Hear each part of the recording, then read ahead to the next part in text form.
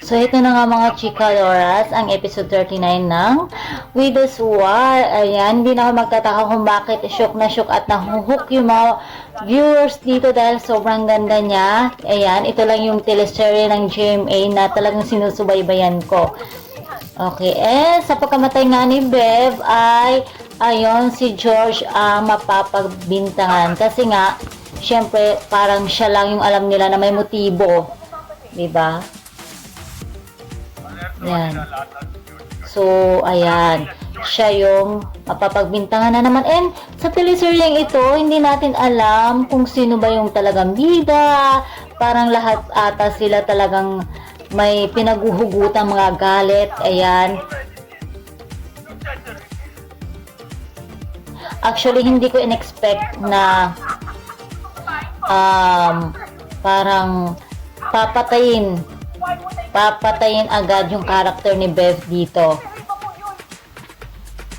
Akala ko masahaba pa yung character niya. Akala ko masisilang pa niya yung Palacios na isa. Pero, di ba, nung maalala niyo yung dalawang Palacios lang yung sinasabi ni Rebecca, yun pala yun.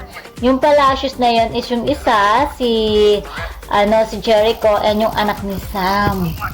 So, yun. Kaya pala dalawang Palacios. Okay, sino nga kaya ang killer ni Bev? Di ba halos lahat sila suspect? Pwedeng may mga motibo. Ang hirap nito kasi halos lahat sila may motibo talaga. Di ba? And of course, sa pagpatay kay Basil. Ayan, and malay din natin yung pagkamatay ni Paco ay hindi naman talaga dahilan na tinulak siya ni Sam, kundi nakaligtas siya doon, nakakapis siya, and then may pumatay talaga sa kanya. Diba? Yun yung parang nasisense ko. Ayan.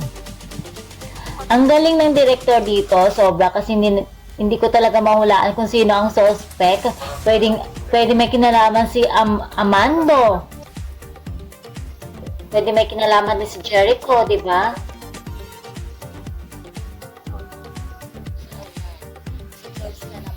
Papagbintangan nila.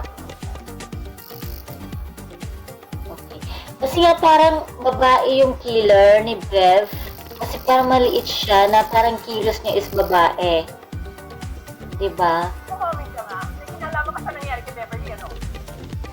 O baka naman itong si Mercy. Hindi natin.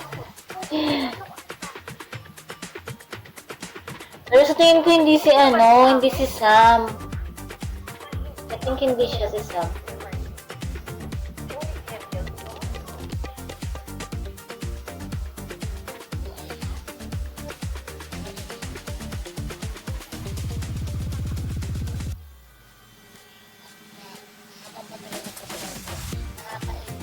Mga eksena.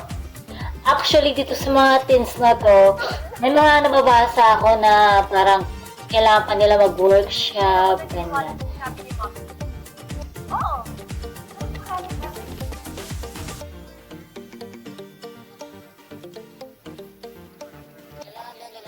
Shop ng mga bagets. Ayan. And pwede rin si diba, ang killer, itong si Peter. Ayan.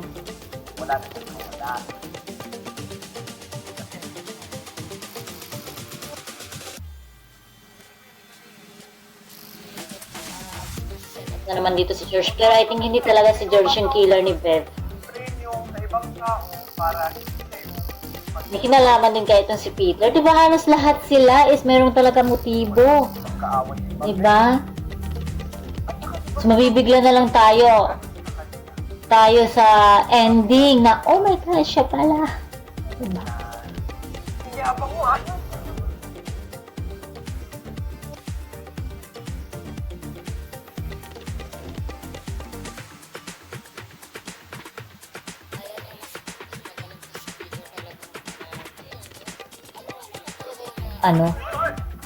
Nakikritik na kailangan pa ng workshop nito mga bagets na ito.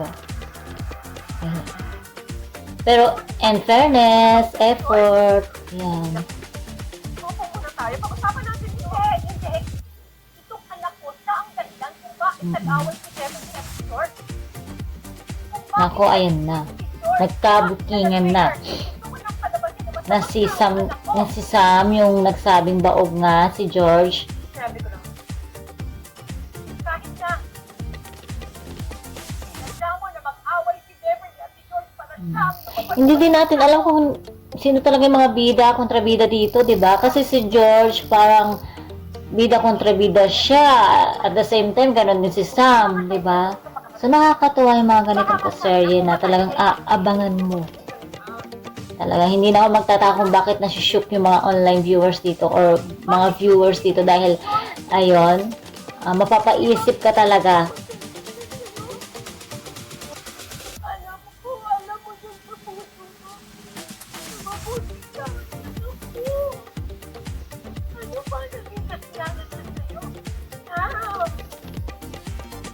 Bakit? Ang kapatid ko. Ano rin bang kasalanan ng kapatid ko na bumulong ka? Ito yung parang big break ni Miss Bea Alonso sa GMA, no? Kasi talagang ano ito yung parang ito yung parang ano niya yung mas anong tawag doon, yung mas tinututukan ng mga viewers. Ang galing lang ng director nito. Hindi ako ang pagkakas. Yung anak ninyo tanong. Kung sino bang pumatay kay Basil? Sino bang pumatay kay Bev? Buhay pa ba si Paco? Ayan. Siyempre, di ba, parang buhay pa yung ama ni Jericho and Rebecca. So, yun pa yung isa, hindi natin alam, baka siya yung killer, hindi natin alam. Di ba? Hindi rin naman natin alam kung may kinalaman talaga si dito. Amando, di ba? Jericho.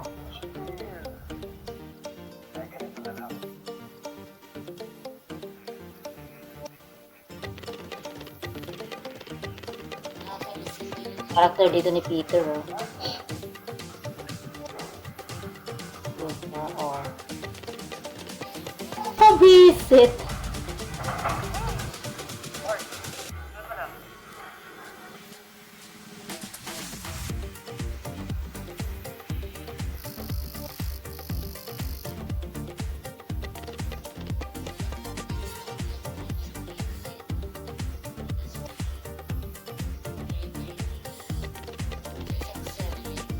Talagang hindi mo bibitawan. Wala po. Ano po wala? Imposibleng wala siya dito. Sir, kasi po wala po kasi sa labas, sir. Saka hindi pa daw po bumabalik. Isang hapon pa daw po wala eh. Sir, hindi po kaya totoo yung sinabi niya. Na wala po talaga si Instinct ng George. Of course, may alibay ka. Yun, lahat to. George, na wala siya nung mamatay. Malay mo itong Mapagpitangan. itong Tanga-tanga niya. Nag-iwan siya ng ebidensya. wife ni Galvan, di ba? Hanapin niya siya. Magbibigay ako ng reward man. Sino makakahanap sa kanya?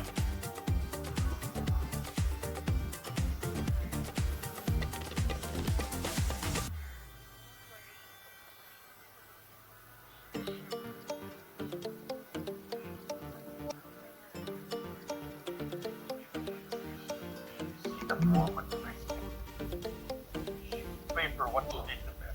And make a fall. Nag-expect pa naman si Galvan na may apo siya, di ba?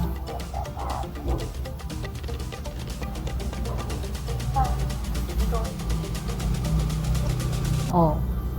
Di ba? Oh, yung reaction niya. Paliwanag mo, Mr. Galvan. Wala kang may kailangan initin mo. Parang super stress dito yung character ni Bea. Buntis siya, tas ganyan. Oh my God. Parang ako na-stress.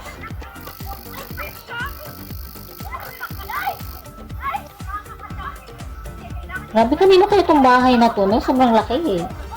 Parang Kahit isang barangay, may pwedeng tumira dito. Ang laki.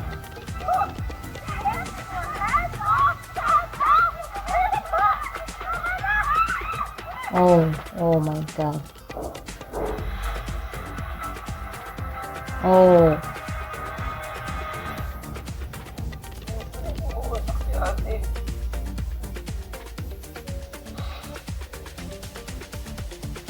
so ayan, hinahanap na nila si George. Nasaan nga ba si George? Pero I think hindi siya pumatay kay Bev. Kasi syempre siya lang yung may motibo talaga. Yun siya yung pinaka may motibo kung bakit siya yung pinagbibintangan. Pero hindi siya yung pumatay. Po kayo, kuya. Sinabi niya, attorney Nico. Tulong daw siya sa paghahanap kay ate. Mark. Oh. Ako na.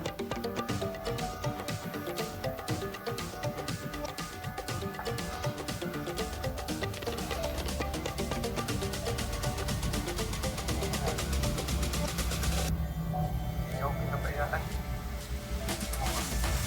First tayo eh.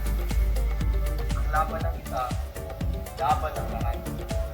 Pero, bro, narinig ko sila kuya kanina nagkumantukan.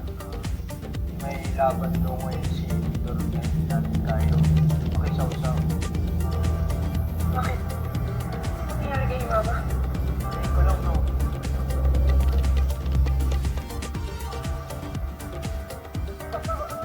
Oh. Ayan na.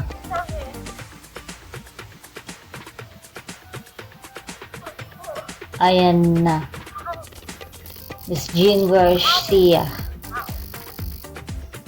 Manggugulo. Kakaksan mo ako.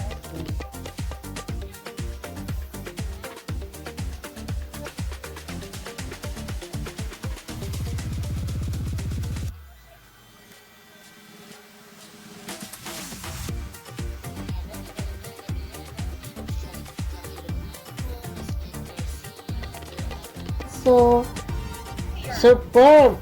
Ayan. Kapabitiraning mga actress. Oh. Lord.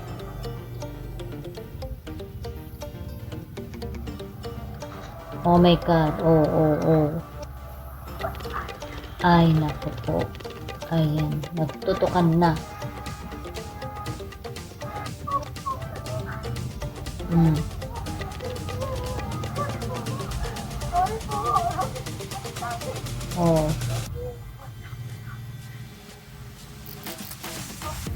Aurora. Ano po natin para sa iyo sa iyo, Aurora? Mm-mm. Stress lang po si Uta sa nangyari kay George. Nangarin po kayo. Nakanda po niyo dahil ang anak niyo. At sino kaya yung kausap ni Miss Aurora dun sa basement? I do not tolerate. Diba? Feeling ko yung tatay ni Jericho and Rebecca. Diba? Paano ako nagdadama po, ha? So yan, galit na talaga si Ma'am Aurora. Sabihin mo sa akin, George.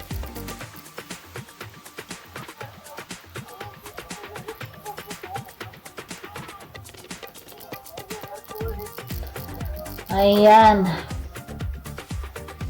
Magmakaawa na. Sorry na po, ma. Sorry po, huwag na po. Oh, oh, oh. Ako na lang po barilin niyo, si nanay. Kung natrato po si mama, ako na lang po. Lord! Lord! Lumabas ka na. Pakalat niyo.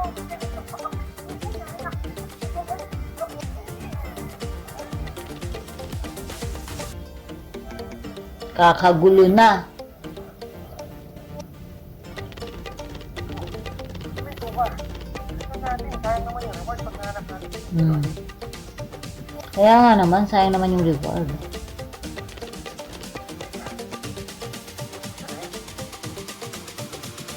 Sigurado lang, pre. Hindi lang advance yun, no? Saka, mahirap na, eh. Ito ba, ito. Matulog ko talaga lahat. Sa mga kapatid na pera. Talaga. Hindi nga natuloy yung ano niya eh. 1 million na ano niya kay Bev, diba? Kaya pa pwedeng si Peter mo ang pumatay kay Bev? Para may motibo din siya, diba?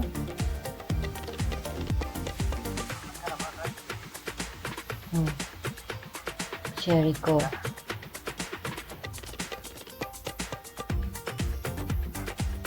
Oh.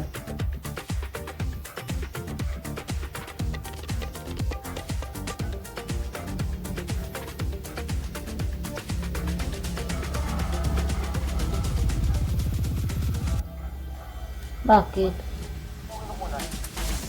Oh. Ano nangyari kay Peter? Ano nangyari kay Peter? Tinahanan niya? Kaya, tinahanan niya ng ano si Jericho? Ano nangyari ko?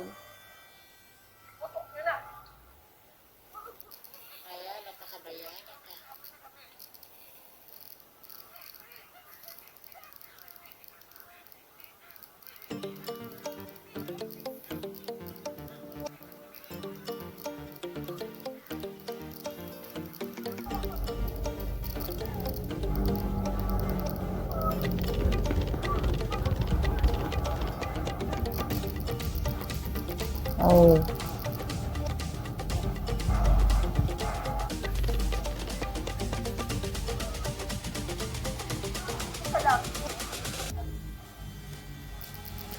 Kung hindi ka, sabay-sabay kayo puron. Mhm.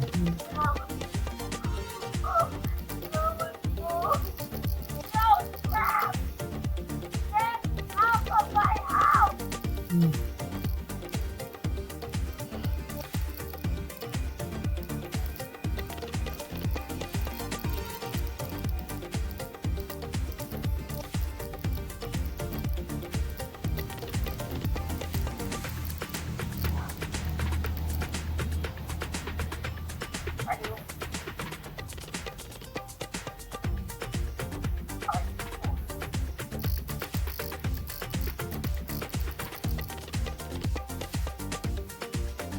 And then, hindi pa nahanap yung phone ni Basil, di ba? Nandun yung video na itinulak ni Sam si Paco. So, ang dami pang pwedeng mangyari dito. Ang dami pa natin dapat abangan. So, syempre, magbabait-baitan dito si Ma'am Aurora kasi nga dahil sa buntis si Sam. And then, pag nanganak siya, hindi natin alam kung kunin na lang yung bata, di ba? Na-echopera na ulit si Sam. Wow, that is very exciting part. Oh. Naman to si Peter. Ang tanga. Oh, tapos,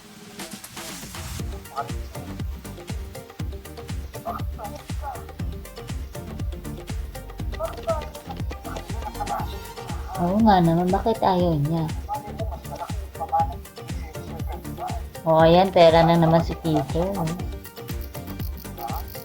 Hmm.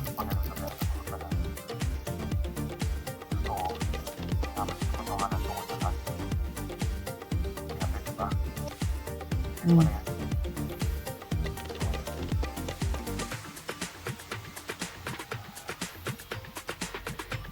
Oh.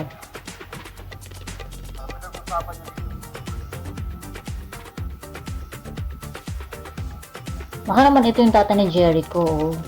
Nag-ano lang siya. Nagparitoke lang si ano. Si Amando. Pero ang totoo siya pala yung tata ni Jericho na Rebecca.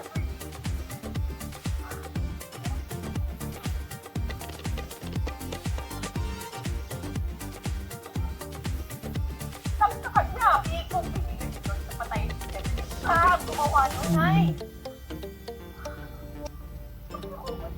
Ang dami nang namatay. E paano kung si Mercy yung killer? Gawin mo. Mga pulis, sa kanya. Bakit nga ako ang tahimik kung bakit nagpapatayan? Sino yun ba?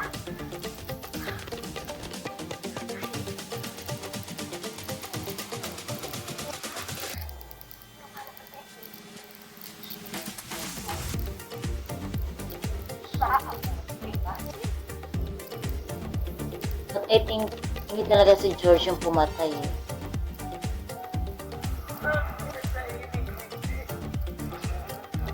Unti-unti na nawawala. Salamat.